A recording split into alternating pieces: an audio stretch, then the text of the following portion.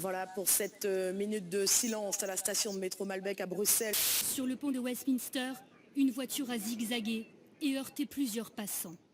Sa course folle s'étend sur plusieurs centaines de mètres. Parmi les victimes, 3 ressortissants français, des lycéens de seconde venus de Bretagne, pour un voyage scolaire à Londres. Je ne suspends pas la séance. Cette séance n'est pas suspendue, mais s'il vous plaît, restez ici. Car à quelques mètres, un homme a réussi à pénétrer dans l'enceinte du Parlement et vient de poignarder un policier. Les forces de l'ordre tirent et neutralisent l'assaillant. Au sol, l'arme qu'il vient d'utiliser. Nous exprimons au nom de la France toute notre solidarité, tout notre soutien au peuple britannique et à la Première ministre Theresa May. Mon intention est d'abord de faire en sorte que nous comprenions bien que le terrorisme nous concerne tous. Le Canard enchaîné a affirmé ce matin que François Fillon a perçu 50 000 $ en organisant une réunion entre Vladimir Poutine et un client de sa société de conseil.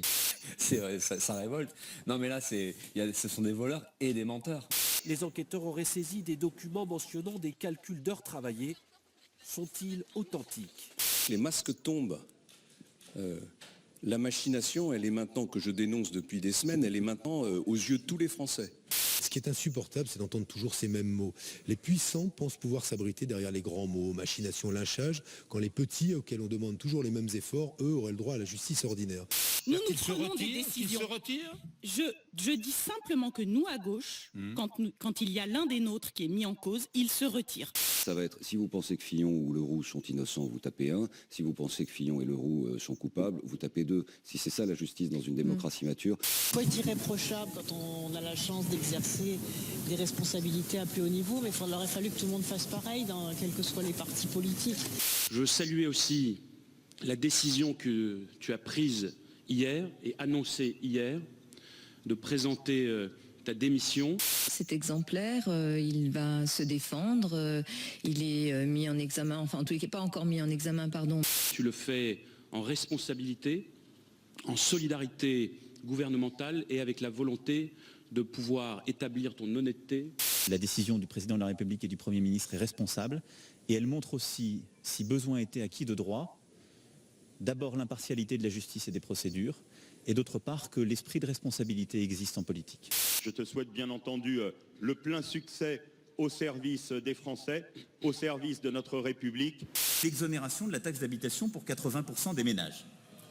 Alors, non, moi je viens et je vous respecte, je vous demande simplement la même chose. Moi j'ai un cap, j'ai des convictions. Et franchement, pour ceux qui veulent des choix et des actes, mieux vaut Fillon que Macron. Je ne viens pas devant les maires de France pour me faire siffler. Si les candidats à l'élection présidentielle ne sont là que pour servir des arguments qui plaisent aux audiences devant lesquelles ils se rendent, ils ont le choix, soit comme le font certains, ne pas s'y rendre et envoyer des représentants, soit faire plaisir à tout le monde et au final on ne fait plus grand-chose. À Jérusalem, les fidèles et les touristes peuvent redécouvrir depuis ce matin le tombeau du Christ. Il aura fallu 9 mois de travaux pour lui redonner ses couleurs d'origine et consolider l'édicule de marbre qui le surplombe.